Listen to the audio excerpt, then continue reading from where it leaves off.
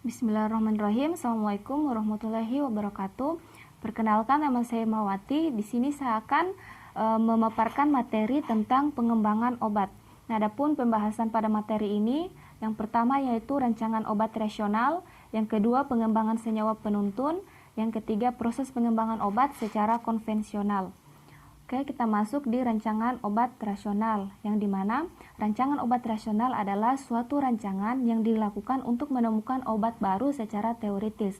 Nah, adapun tujuan dari perancangan obat adalah untuk mendapatkan obat baru dengan aktivitas yang lebih baik, dengan biaya yang layak secara ekonomi, kemudian berkembang untuk mendapatkan obat dengan efek samping yang aman digunakan, bekerja lebih selektif, masa kerja yang lama, dan kenyamanan pemakaian obat. Selanjutnya, langkah-langkah perancangan obat yang dimana terbagi atas beberapa. Yang pertama yaitu mencari senyawa penuntun, yang dimana senyawa penuntun ini merupakan senyawa yang dapat menimbulkan aktivitas biologis. Yang kedua, manipulasi molekul. Yang ketiga, merumuskan hubungan kuantitatif sementara antara struktur, aktivitas biologis, dan senyawa. Selanjutnya, hasil analisis reagensi kemudian dievaluasi, lalu merancang penggunaan bentuk sediaan obat yang sesuai, kemudian merancang aturan dosis yang sesuai, kemudian evaluasi klinik. Adapun metode yang digunakan dalam rancangan rasional terbagi atas 3, yaitu yang pertama, rancangan obat dengan bantuan komputer, yang kedua, grafik molekul, dan yang ketiga, kesesuaian reseptor.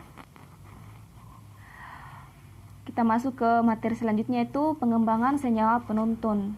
Nah, adapun pengertian dari senyawa penuntun ini merupakan struktur senyawa kimia yang memiliki aktivitas biologis yang dapat berupa efek terapeutik, toksik, atau regulator fisiologis. Adapun pendekatan untuk menemukan senyawa penuntun terbagi atas 9. Yang pertama yaitu screening acak, yang kedua uji metabolit, yang ketiga mengeksplorasi efek samping, yang keempat studi proses dasar kehidupan, yang kelima analisis mekanisme aksi senyawa multipoten, yang ketiga screening sintesis bank, yang ketujuh using some else lead, yang kedelapan penemuan tak terduga, dan yang kesembilan visual screening. Oke, kita masuk di screening acak, yang dimana screening acak ini merupakan pendekatan dari screening acak ini yaitu melakukan screening secara acak, sehingga dicari terlebih dahulu terkait dasar melakukan screening tersebut sehingga lebih efisien. Berikut di bawah ini merupakan contoh senyawa penuntun yang didapatkan di alam.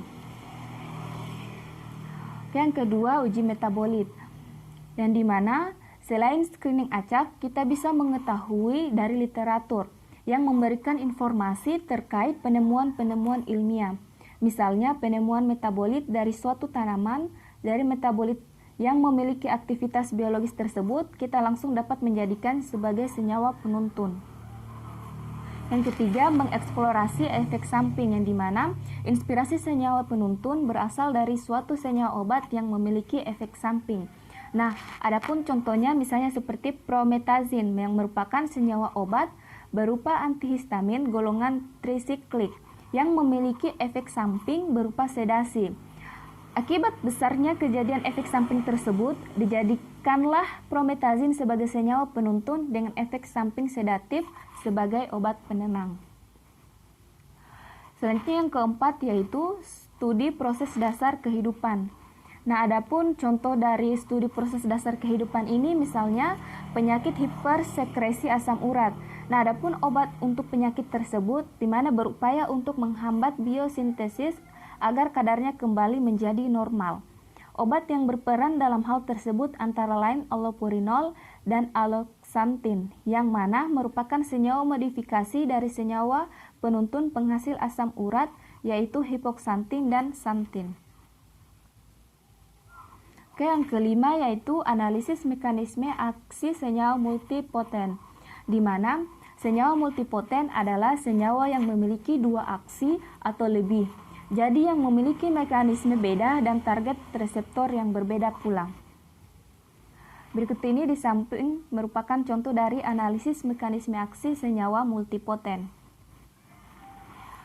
Oke, yang keenam itu screening sintesis banks. yang dimana apabila kita menentukan suatu modifikasi senyawa tertentu, kemudian mengunggah hasil temuan dari data yang ada,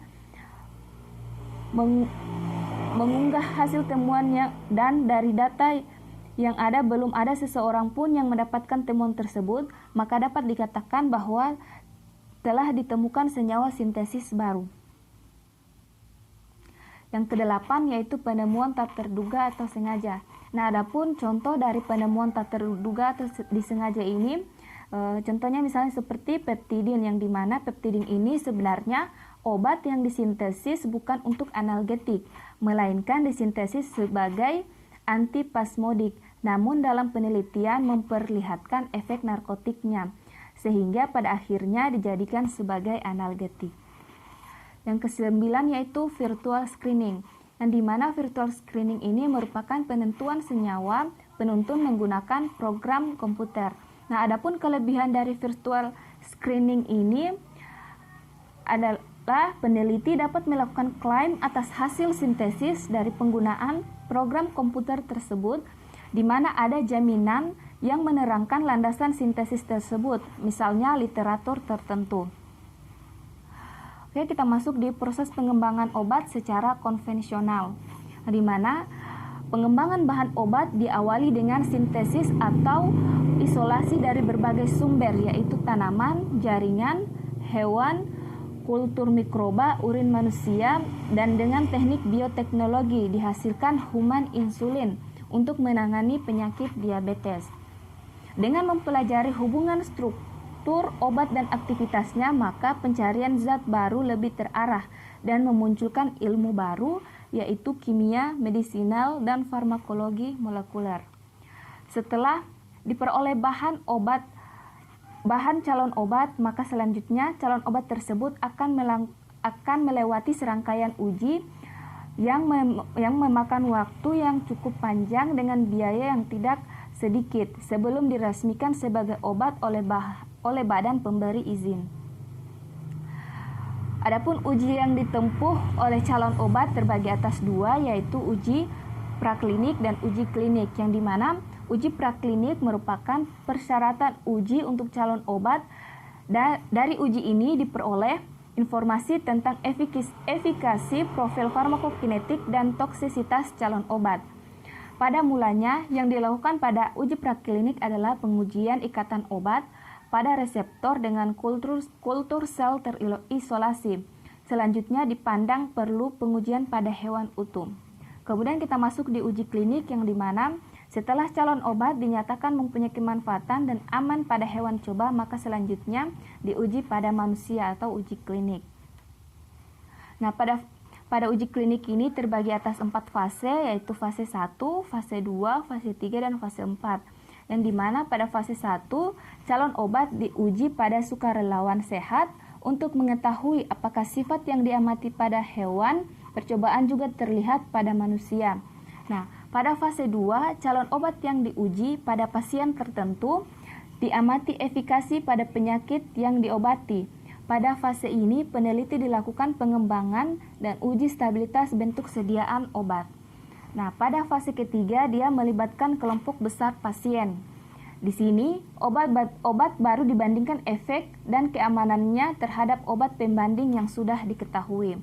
Yang terakhir itu fase 4, yang dimana fase 4 ini setelah obat dipasarkan masih dilakukan studi pasca pemasaran yang diamati pada pasien dengan berbagai kondisi, berbagai ras, usia, yang dimana studi ini dilakukan dalam jangka waktu yang lama untuk melihat nilai terapeutik dan pengamanan jangka panjang dalam menggunakan obat. Itulah pemaparan dari saya tentang pengembangan obat. Lebih dan kurangnya mohon dimaafkan. Wabillahi taufiq wal hidayah. Wassalamualaikum warahmatullahi wabarakatuh.